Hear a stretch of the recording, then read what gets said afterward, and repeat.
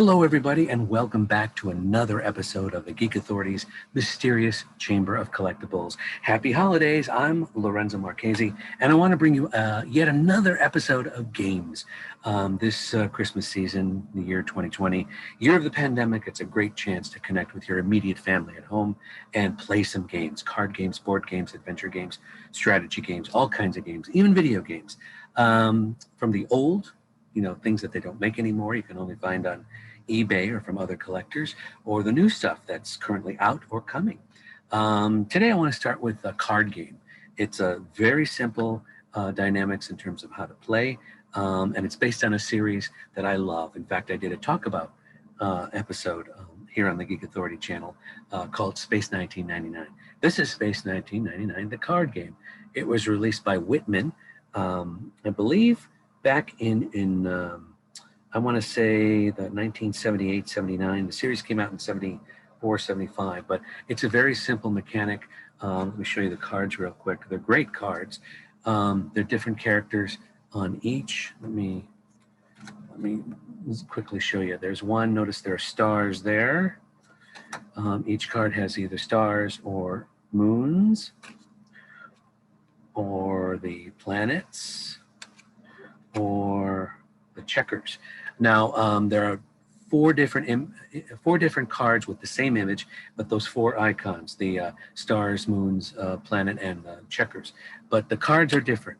I just showed you that one. There's this card. Let me jump around the deck here. There's Alan Carter. He's a card. There's them in the dune buggy. If you can see that. And then of course there's of course 4 cards for the eagle. This card in particular, the eagle card, is what they call a switch card, and I'll explain that in a minute. What are the other characters? Oh, Commander Koenig has 4 cards with the different symbols on them, so on and so forth. So anyway, basically I'll just read you what the box says, and it's a very fun, easy game to play. It says, a game for 2 or more players. What happens is you shuffle the cards, deal all the cards face down to the players, however many are playing. The dealer puts down any card in front of him, and the next player has to put down a card with the same symbol, and those symbols are stars, moons, checkers, and or planets, or the same picture.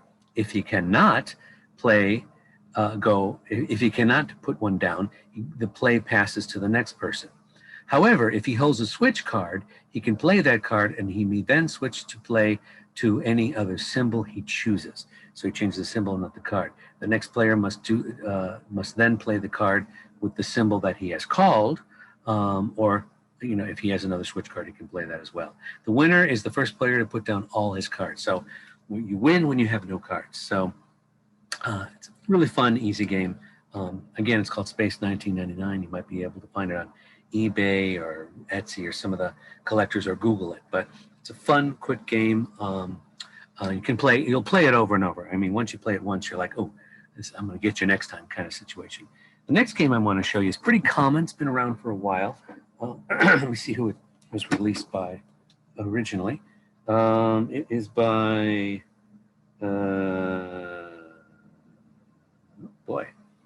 usually they put the branding right on it. Cardinal Games, I guess, is the one who originally released it. But it is what the movie was based on. Remember Jumanji?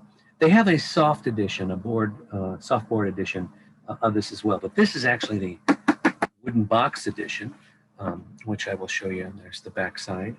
You want to see some what it looks like and so on.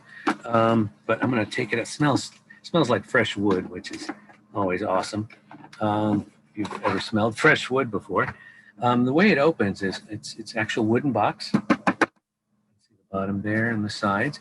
It opens with these 2 panels that go on the side, and they're actually part of the gameplay. And inside you have, of course, the instructions and the various cards that you play with, and the character pieces. It looks like up to 4 players. And then there's a timer and a reader card. It's kind of with the red screen that you can only read it. When you put the card, insert the card in there. I want to show you the game board. It's very cool. This is the gaming play. There's a little bit of green on there, so that's what's going to disappear. but you actually move across the board using the dice, following the cards, and have a little bit of adventure. I want to read to you a little bit for those of you who've never played before. It's really fun, especially if you play a couple games. You kind of learn the strategy and things to do and not to do, and watch out for your opponents as well. On the back, basically how to win. Be the first player to reach the game board center by exact count, and then shout out Jumanji to win the game. You can do this by rolling the number of die on your own turn or another player's turn per danger card moves. If the die or card number is more than the exact count to reach the game center, don't move at all, but do follow the directions of the space you're sitting on. So depending on what the space is, it could be either bad or good. Nobody wins, there's a section. Remember, if the doomsday grid is filled before any player can get to the game center, there is no winner. You still are stuck in the jungle and must play another game. So it's kind of cool. And how they describe it, there's a die with various symbols on it that you, there's 4 of them with all those symbols on it. And depending on what you roll and when you roll and where you roll, will determine what goes on. There's a simple, very simple instructions on setting it up. I can't see if it's in focus. There we go. As well as it explains the spaces on the board and what they mean. Wait for 5 or 8 spaces, blank space, jungle space, rhino space. There's even a plastic rhino in here if you've seen the movie or understand what that little guy does. He's in the bag with the timer and the dice. If you can see him, I'll take him out real quick.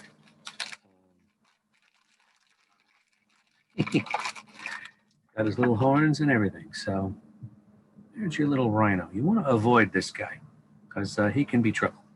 The timer is your basic timer. Your die, I'll pull out the die, or a die, and it's got 8 symbols on it. I don't know how clear you can see it. Just rotate it around. But that also determines your play and whether or not you move forward or backward or get into trouble, as I think the instructions put it. It's an adventure game. You're in the jungle. You're kind of learning your way through and trying to get to the center, because the center is where you leave the game and you go back to your own world. If you remember the movie with Robin Williams, you kind of get sucked into it. And the sequels were kind of fun too, with The Rock and Karen Gillian playing avatars in a video game version of this. So you might want to check the original movie out with, of course, Robin Williams is a pure genius. But it's based on this game and the adventure and trying to reach a goal and get to it. Otherwise, you're stuck in the game of Jumanji. Okay, that's the second game. The third game I wanted to show you is fairly brand new this holiday season. It's based on The Mandalorian, of course. And, of course, the favorite character there is the child, which I'm wearing. And by the way, this is the Thunderbirds hat, if you're wondering. But anyway, here is the box. It's Monopoly, Star Wars, The Mandalorian version. Now, there's another version of Monopoly with the child, which I believe I showed earlier, which is a regular Monopoly, mainly, not as many spaces, easy for people to understand and learn in terms of the money marketing and getting spaces. But this one, check out the side, kind of a little bit of circuitry there. Let's see. Oh, the other side has more circuitry. And if you understand what those are, let me show you the back real quick.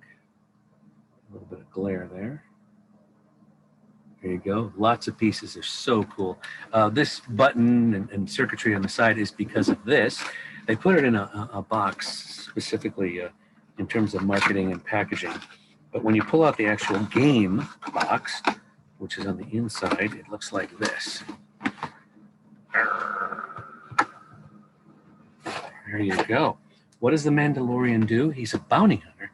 So basically he finds people that are wanted or owe money or debts, and he puts them in carbonite. And that's what this is. The cover is like carbonite, and which is why you see the control panels on the side. If you remember, Han Solo got frozen with all the buttons and the lights on the side. So cool box, cool packaging, little reminder of what you're opening up. Monopoly franchise as well as the Star Wars franchise. Okay. Got to show you. The board is incredibly detailed in terms of locations and things and scenes that you've seen in It looks like both the first and second season of The Mandalorian. Very cool.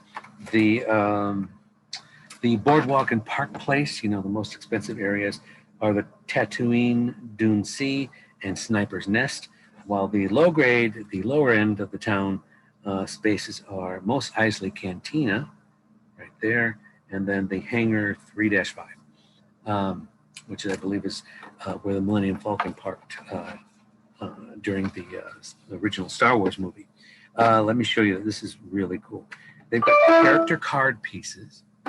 This is really cool. They've got character card pieces whereby you can look at the special abilities of various things that happen and special die rolls and things like that. Let me get in close to just take a look. I don't know. Can I get a focus? There we go. Situation. What's also cool is every character in the game that you want to be, so you want to be a particular character, like in every Monopoly game, you choose a piece, has special abilities. And in this case, each of the characters have not only themselves, but I want to show you, for example, Queel is one of the characters, as well as IG-11, the robot. Whoops, out of frame here. Let me do that again. Queel, I believe, is how you pronounce it, and IG-11. Both have special ability cards. So as you're playing the game, you can apply the special abilities. Here's the location cards when you buy them to own the properties. And you got to remember, this is based on the child, or Baby Yoda, as he's been popularly known. And instead of money, like paper money most Monopoly have, you have credits. I kept them in the bag here. You have the bronze and the gold credits. Obviously, the bronze aren't as expensive as the gold. They're worth more, so that's what you're trying to collect, and that's how you purchase properties and things like that. Because the child is involved, there is a regular die that you use to move around the board, and then there's a special green die, which of course disappears, and that is to help protect the child during this run, because the whole point of this game is protecting the child.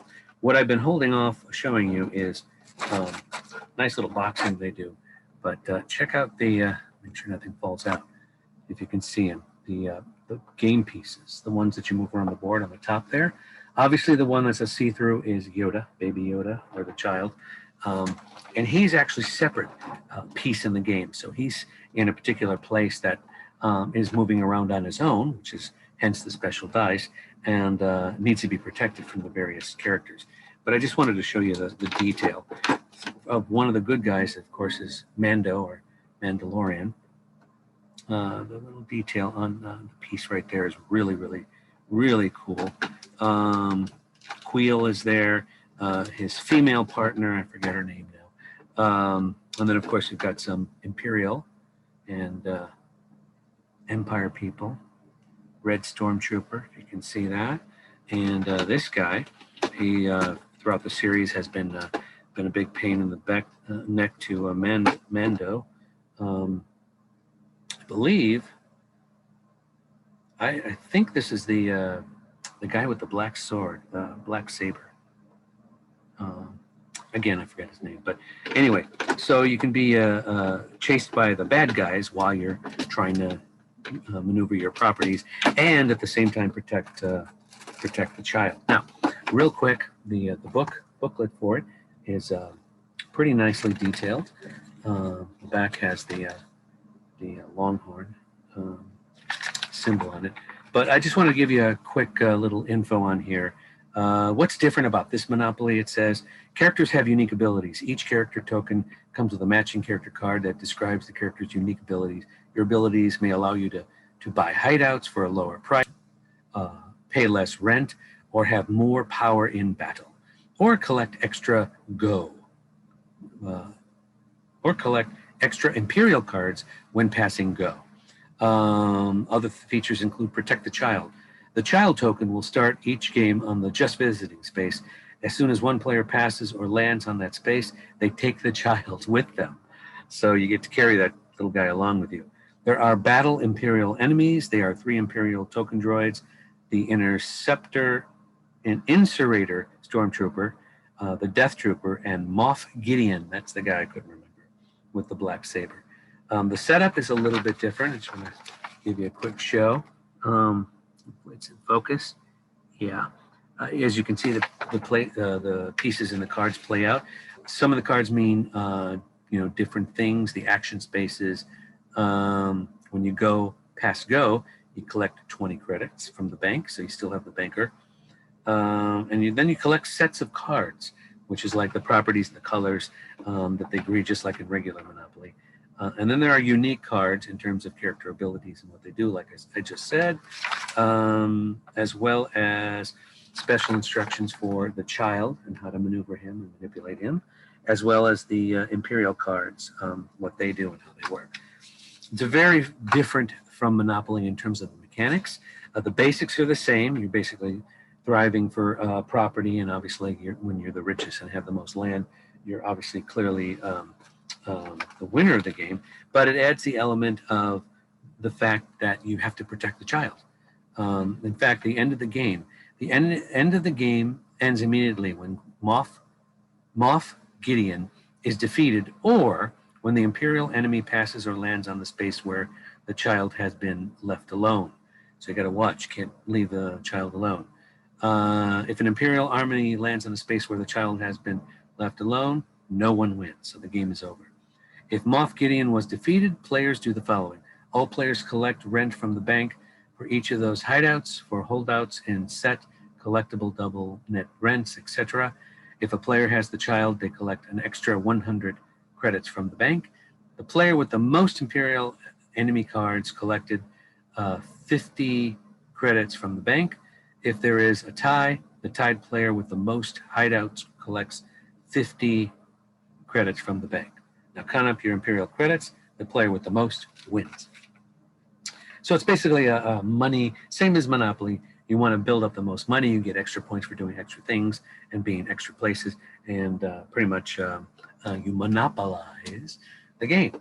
So it's very clever the way they put it together. I'm very impressed with the packaging and the marketing, and the figures are pretty heavy themselves that you play with. So they did a really good job of making this game unique and collectible, because I'm sure they're only going to do a limited run. So I'm glad you stayed with me to watch this episode.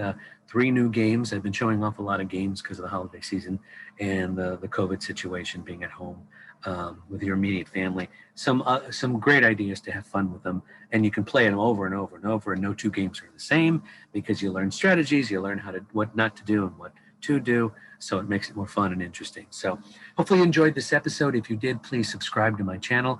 This is the Geek Authority channel, of course, on YouTube, and please check out my other shows. For example, the Geek Authority show, where I interview actors, writers, directors, producers, all kinds of people in front of and behind the scenes of cameras. They'll give you information, and I learned things and you'll learn things. And it's just amazing, the wonderful people I talked to.